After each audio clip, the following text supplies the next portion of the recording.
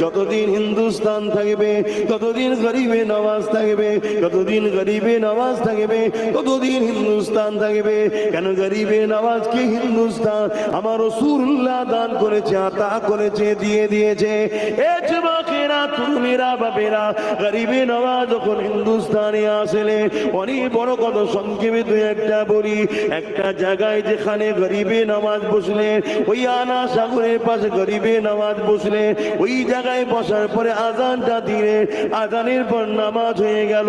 এলাকার মানুষের অবাক হয়ে শুনতে লেগেছে, ইনারা আবার কারা?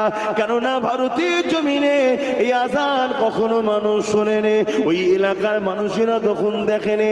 এ যুবকেরা, তরুণেরা, বাপেরা, সন্ধ্যা যখন আগিয়ে আসতে লেগেছে, রাজা সৈন্য সামন্তরেরা, রাজার লোকেরা এমন করে উট ঘোড়াকে নিয়ে এসে যে জায়গায় গরিবে নওয়াজ বসেছিল ওই জায়গাতে